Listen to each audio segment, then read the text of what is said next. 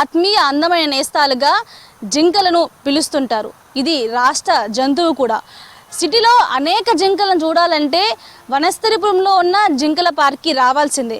గతంలో ఇది జింకలకు సంబంధించిన బ్రీడింగ్ సెంటర్గా చెప్తుండేవారు.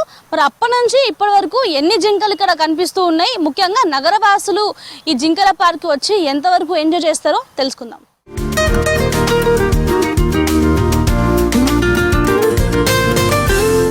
ప్రజెంట్ మనము వనస్థలి హరిణ మహావీర్ నేషనల్ పార్క్లో ఉన్నాం. మనతో పాటు ఈ యొక్క ఫారెస్ట్ రేంజ్ ఆఫీసర్ ఉన్నారు, సాయి ప్రకాష్ గారు. వారితో మాట్లాడదాం. సార్, ముఖ్యంగా ఈ డియర్స్ అంటే కూడా వేటాడాలి అని ఒక నెగిటివ్ సెన్స్లోనే ఉంటారు. అసలు బ్రీడింగ్ ఈ సెంటర్ ఎట్లా స్టార్ట్ అయింది అప్పట్లో, ప్రజెంట్ ఎన్ని ఉన్నాయి ఇక్కడ, ఎట్లాంటి రక్షణ ఇక్కడ మీకు కలిగిస్తారు? ఇది ఇనీషియల్గా Harina Vanasthali park national park అన్న ముందు కూడా ఇది ఒక మహావీర్ బ్లాక్ బక్ శాంక్చురీగా స్టార్ట్ అయిందనమాట. ఇనీషియల్గా బ్లాక్ బక్ కన్జర్వేషన్ కోసం స్టార్ట్ అయింది, కాస్త over a period of time దీన్ని నేషనల్ పార్క్గా 1994లో డిక్లేర్ చేయడం జరిగింది. ఇది టోటల్ 4 రిజర్వ్ ఫారెస్ట్ బ్లాక్స్లో ఉన్నది. ఈ టోటల్ 4 రిజర్వ్ ఫారెస్ట్ బ్లాక్స్ కూడా మొత్తం ఏరియా వచ్చేసి 1459 హెక్టార్స్లో ఉన్నది. ఈ ఏరియాలో మేము ఇప్పుడు మెయిన్ కాన్సన్ట్రేషన్ వచ్చేసి black bucks and spotted deers, అంటే ఇక్కడ ఉన్న మేజర్ ఫ్లాగ్షిప్ స్పీషీస్ కూడా అవి రెండే అనమాట. సో వీటిని మేము ప్రొటెక్ట్ చేయడానికి మేజర్గా ఏంటంటే ప్రొటెక్ట్ చేయడానికి చుట్టూ ఫెన్సింగ్ ఉంది.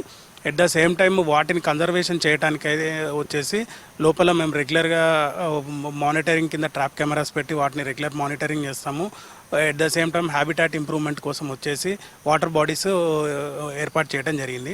టోటల్ 4 బ్లాక్స్లో కలిపి ఒక 18 వాటర్ బాడీస్ ఉన్నాయి, 16 సోలార్ బోర్వెల్స్ కూడా ఉన్నాయి. సో ఏంటంటే ఈ టెరైన్ వచ్చేసి సమ్మర్లో కొంచెం వాటర్ ఇష్యూస్ అరైజ్ అయ్యాయి అనమాట. సో దాన్ని కూడా మేము అధిగమించడానికి రిజర్వ్ ఫారెస్ట్లో కరెంట్ కనెక్షన్స్ ఇవ్వకూడదు కాబట్టి మేము సోలార్ కనెక్షన్స్ ఇచ్చాము. సో సమ్మర్లో కూడా వాటర్ ప్రాబ్లం ఏం లేకుండా చేస్తున్నాము. అలాగే మాకు లోపల న్యాచురల్ గ్రాస్తో పాటు మేము 15 hectares of grass plot area maintain చేస్తున్నాం అనమాట. కృష్ణ జింకల బ్రీడింగ్ సెంటర్ అంటే ఎట్లా ఉండేది అప్పట్లో, ముఖ్య రీజన్ ఏంటి, ఇక్కడ పెట్టడానికి రీజన్ ఏంటి, అప్పటి నుంచి ఇప్పటి వరకు ఎలాంటి మార్పులు మీరు చూసారు ఈ కృష్ణ జింకల విషయంలో? ఏంటంటే ఇనిషియల్గా first reserve forest blocks protection చేసే ఒక ఆలోచనతోనే ఒక్కొక్క దానికి ఒక్కొక్క సిగ్నిఫికెన్స్ ఇస్తే బాగుండన్న ఉద్దేశంతో ఇక్కడ ఇనిషియల్గా బ్లాక్ బక్ శాంక్చురీ అనేది స్టార్ట్ అయిందనమాట. సో ఇనిషియల్గా స్టార్ట్ అయినప్పుడు ఈ ఫెన్సింగ్ కానీ లేకపోతే ఈ చుట్టూ వాల్స్ కన్స్ట్రక్షన్ చేయడం కానీ ఏమీ లేకుండే. Over a period of time ఏంటంటే గవర్నమెంట్ నుంచి బడ్జెట్ శాంక్షన్ చేసుకొని డిపార్ట్మెంట్లో ఉన్న అప్పుడున్న సీనియర్ ఆఫీసర్స్, హైయర్ ఆఫీసర్స్ ఒక ఛాలెంజింగ్ ప్రాజెక్ట్ లాగా తీసుకునేసి మొత్తం దీన్ని ప్రొటెక్ట్ చేయడం జరిగింది. ఫస్ట్ రిజర్వ్ బ్లాక్ చుట్టూ వాల్స్ కట్టడం జరిగింది అనమాట. దాని తర్వాతకి ఏం చేసామంటే సో జనాలకు కూడా దీని మీద ఒక అవేర్నెస్ రావాలి, ఫారెస్ట్ అంటే ఇది మనది, మనం ప్రొటెక్ట్ చేయాలి అనే ఒక ఉద్దేశంతో ఉండాలి అనేసి చుట్టూతో వాకింగ్ ట్రాక్స్ కూడా ఏర్పాటు చేయడం జరిగింది. సో వాకింగ్ ట్రాక్ను walking track is completely different from conservation zone అనమాట. ఈ కన్జర్వేషన్ జోన్లో ఓన్లీ ఎనిమల్స్ ఉంటాయి. వీటి చుట్టూతో ఒక ఫెన్సింగ్ వేసేసి ఫెన్సింగ్ పక్కన ఒక వాకింగ్ ట్రాక్ క్రియేట్ చేయడం జరిగింది. సఫారీకి వెళ్ళొచ్చు కదా, సఫారీకి వెళ్ళడానికి ఎలాంటి రూల్స్ ఉంటాయి, మెయిన్గా ఎన్ని కృషి జింకలు ఉన్నాయి, ఎన్ని నార్మల్ డియర్స్ ఉన్నాయి? మనకు ఇప్పుడు as of now black bucks వచ్చేసి నియర్లీ ఒక 400 to 500 ఉన్నాయి, అండ్ స్పాటెడ్ డీర్స్ వచ్చేసి ఒక 1000 వరకు ఉన్నాయి.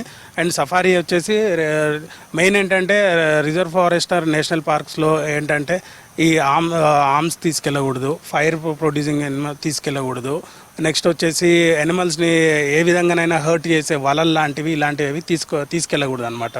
సో మేమేంటంటే ఫస్ట్ ఇనీషియల్గా 2 ఎంట్రీ గేట్ ఒకటి ఉంటుంది, సఫారీ స్టార్ట్ అయ్యే దగ్గర సఫారీ గేట్ ఒకటి ఉంటుంది అనమాట. సో ఎంట్రీ దగ్గరే చెక్ చేస్తాము వాళ్ళ దగ్గర ఏమున్నాయి ఏం లేవు అనేసి.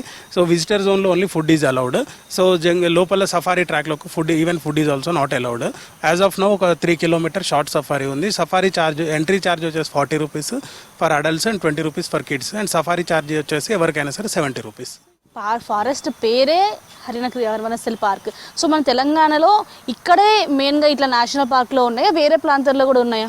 వేరే ప్రాంతాల్లో కూడా ఉన్నాయి డీర్ పార్క్స్, బట్ మనకి కొంత సిగ్నిఫికెన్స్ ఎక్కువ ఉంటుంది అనమాట. ఎందుకంటే ఇది మెయిన్గా స్పాటెడ్ డీర్స్ని ప్రొటెక్ట్ చేస్తూ కన్జర్వ్ చేయడానికి ఒక reason. At the same time Mahavir 250th నిర్యాణం చెందినప్పుడు అది కొమెమరేటివ్గా ఈ పార్క్ ఎస్టాబ్లిష్ చేయడం అనింది అనమాట. సో ఒక మహానుభావుడి పేరు మీద ఒక స్టేట్ ఎనిమల్ని మనం ప్రొటెక్ట్ చేస్తున్నాం ఇక్కడ, మెయిన్గా కన్జర్వ్ చేస్తూ ప్రొటెక్ట్ చేస్తాం. మాకు అంటే మేము మోస్ట్లీ ఆఫ్టర్నూన్ మేము ఫీడ్ వేస్తాం అనమాట. ఫీడ్ వేసిన తర్వాత సఫారీ స్టార్ట్ అవుతుంది. ఫీడ్ మెయిన్గా గ్రాసే, మోస్ట్లీ గ్రాస్ వేస్తాం మేము. గ్రాస్ ప్లాట్స్ నుంచి గ్రాస్ తీసుకొచ్చేస్తాము. జింకల్ని హంటింగ్ చేయొద్దు, హంటింగ్ భావించాలి, ఏం చెప్తారు? హంటింగ్ అనేది ప్రొహిబిటెడ్ వైల్డ్ లైఫ్ ప్రొటెక్షన్ యాక్ట్లో. కానీ మనం మానవత్వంతో చూసుకున్నా కూడా అడవి జంతువులను వేటాడద్దు. ఎందుకంటే ఇవన్నీ కూడా ప్రీడేటర్ రిలేషన్షిప్. అంటే ఇప్పుడు ఇది ఏమంటారు, ఫుడ్ చైన్లో ఇవి మేజర్ రోల్ ప్లే చేస్తాయి అనమాట. ఈ సైకిల్ డిస్టర్బ్ అయింది అంటే ఆబ్వియస్గా కంప్లీట్ ఎన్విరాన్మెంటే డిస్టర్బ్ అవుతుంది. దానివల్ల ఈ టెంపరేచర్స్ రైజింగ్ కానీ, ఫారెస్ట్ డిస్ట్రక్ట్ అయిందంటే ఏముంది, temperature rising, global warming, untimely rains, floods, ఈ సిచ్యువేషన్స్ మనం చూస్తూనే ఉన్నాం కదా. So everything is interconnected in nature అనమాట. ఈ ఫుడ్ చైన్ డిస్టర్బ్ అవుతుంది హంటింగ్ చేసుకుంటూ పోతే. సో మనం ఇక్కడ ఇంకొకటి ఏం చేస్తున్నామంటే ఎవ్రీ ఇయర్ మాకు కొంత టార్గెట్ ఇస్తారు.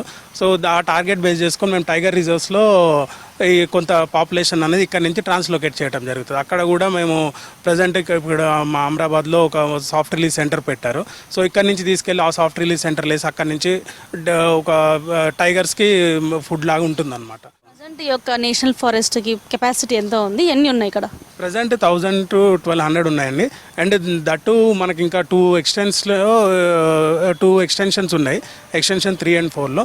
వాటిల్లో ఇంకొంత పాపులేషన్ పెంచే ఏర్పాట్లు చేస్తున్నాము. ఎక్కువ మనకి జింకలు వచ్చేస్తే వాటిని ఏం చేస్తారు? క్యారింగ్ కెపాసిటీ కన్నా మించుతాయి కాబట్టే మేము ఎవ్రీ ఇయర్ ఒక 100-200 మేము బయటికి పంపిస్తాం. ఎందుకంటే క్యారింగ్ కెపాసిటీకి మించి ఉన్నాయనుకోండి, ఇన్బ్రీడింగ్ అయిన కానీ లేకపోతే ఇంకేమన్నా ఇన్ఫైటింగ్ అయ్యి అవి చనిపోతాయి వాటి అంతటకు వాటికి. సో అది మళ్ళీ ఇంకొక కొత్త ఇష్యూస్ ఎరైజ్ అవుతాయి అనమాట. సో అలాంటివి అవి కాకుండానే మేము ఇక్కడ నుంచి ట్రాన్స్లోకేట్ చేస్తున్నాం. వీటికి యాంటీలోప్స్ అండ్ డీర్స్ ఉంటాయి, 2 types అనమాట. ఈ యాంటీలోప్స్ డీర్స్ అంటే దే షెడ్ దే ఈ హార్న్స్ ఉంటాయి కదా, కొమ్ములు, అవి ఎవ్రీ ఇయర్ వాటంతట అవే వదిలేసుకుంటే వాటి ప్లేస్లో కొత్తవి వస్తాయి అనమాట.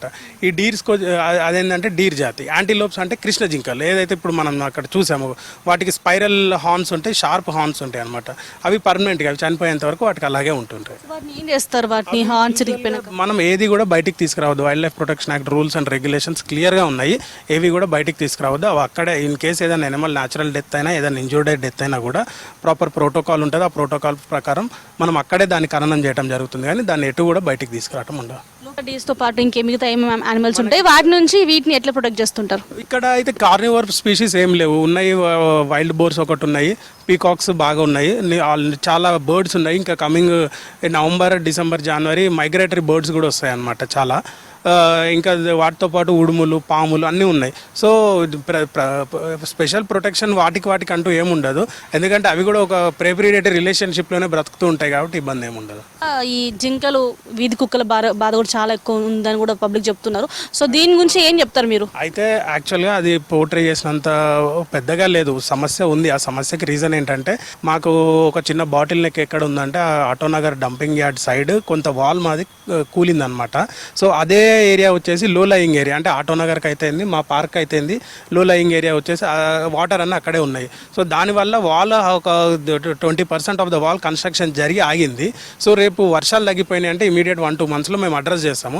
అట్లే స్ట్రే డాగ్స్ నుంచి మేము ప్రొటెక్ట్ చేయడానికి నిరంతరం పహారా కాస్తున్నారు, మా స్టాఫ్ మొత్తం తిరుగుతున్నారు.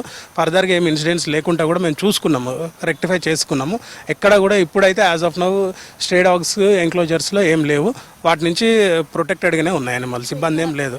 జింక కానీ చనిపోతే దాన్ని ఎట్లా ఉంటుంది, దాన్ని నెక్స్ట్ ప్రాసెస్ ఏం చేస్తారు? ఏం లేదండి. ఇన్ కేసు ఒకవేళ ఇప్పుడు only to natural death or లేకపోతే ఏదైనా ఇన్ఫైటింగ్ అయి చనిపోతాయి.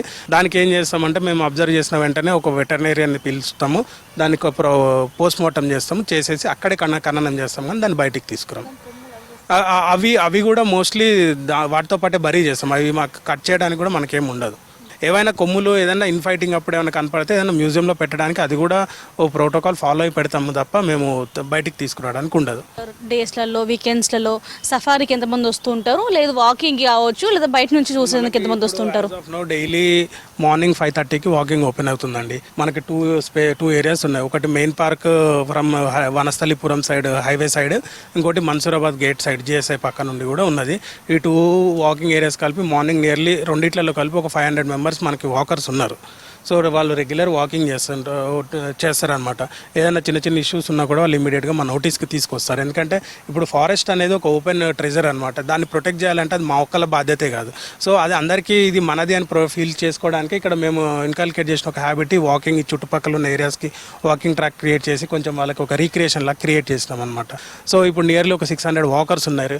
విజిటర్స్ ఆన్ యావరేజ్ వచ్చేసి మంత్లీ ఒక ఎంత లేదన్నా కూడా ఒక 1000 విజిటర్స్ అయితే ఈజీగా ఉంటారు మాకు. అండ్ ఈ టైంలో మాకు మెయిన్ వచ్చేసి ఈ కార్తీక మాసము, శ్రావణ మాసము, కార్తీక మాసం అండ్ ఇది ఏమంటారంటే ఈ ధనుర్మాసంలో ఇదేంటంటే కొద్దిగా భోజనాలకు, వన భోజనాలకు బాగా వస్తారు. ఈ ట్రెడిషనల్ సిగ్నిఫికెన్స్ ఉన్న మంత్స్ కాబట్టి.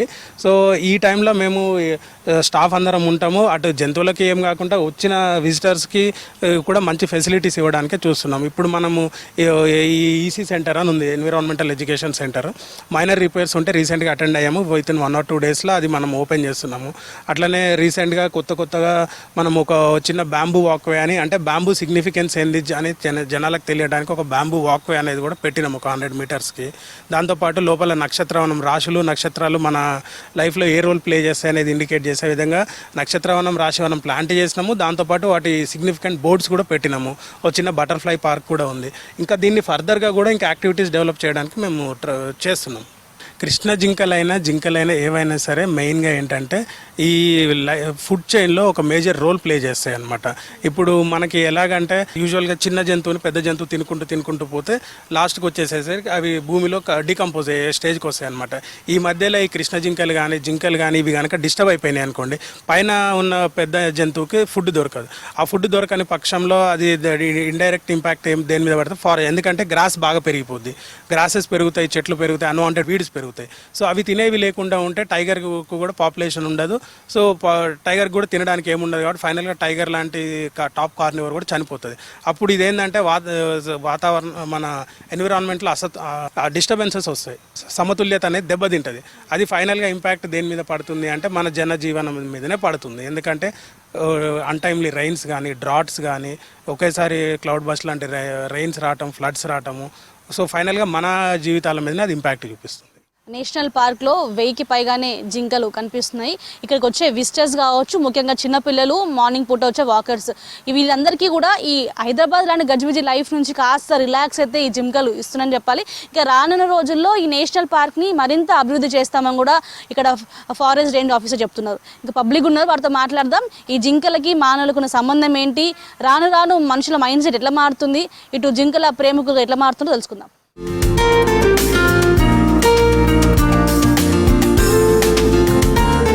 ఇక్కడ జింకలు ఉంటాయండి.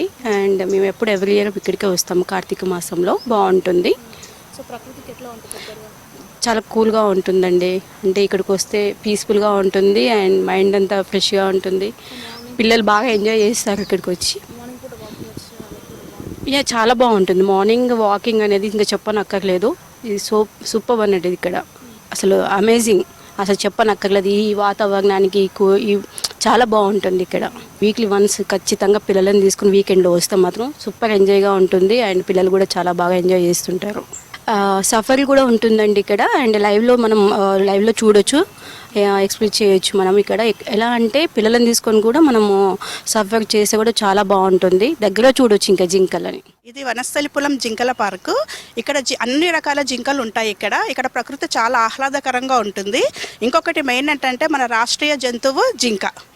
దాంతోపాటు ఇక్కడ రకరకాల పక్షులు, అన్ని రకాల జంతువులు కూడా, నెమళ్ళు అలాంటివి కూడా ఉంటాయి. మేము ప్రతి సంవత్సరం ఇక్కడికి వనభోజనాలకు వస్తాము. మా పిల్లలతో పాటు కూడా వస్తాము. పిల్లలందరూ ఇక్కడ ప్రకృతిని చాలా ఎంజాయ్ చేస్తారు. మా కాలనీ వాళ్ళందరం అనుకొని అన్ని రకాల వంటకాలు చేసుకొని వచ్చి ఇక్కడ మేము వనభోజనాలు చేసుకుంటుంటాం. ఏంటంటే ఇక్కడ వాతావరణం చాలా ఆహ్లాదకరంగా ఉంటుంది. దీని మెయింటెనెన్స్ చాలా బాగుంటుంది. ఇంకొకటి ఇక్కడ బాగుంటుందండి. దాదాపు ఈ జింకల పార్క్లో 1000కి పైగానే జింకలు కనిపిస్తున్నాయి. ఇక్కడికి వస్తే కోలాహలమైన వాతావరణం కనిపిస్తూ ఉంది. ముఖ్యంగా అన్ని రకాలుగా సంరక్షణ ఈ పార్క్లో కనిపిస్తున్న పరిస్థితి. కానీ ఆటోనగర్ వద్ద ఉన్న గోడ కడితే మాత్రం ఇంకొంచెం డెవలప్ అయ్యే అవకాశాలు ఉన్నాయి. కెమెరా పర్సన్ జగన్తో మోనికా, 6 న్యూస్, హైదరాబాద్.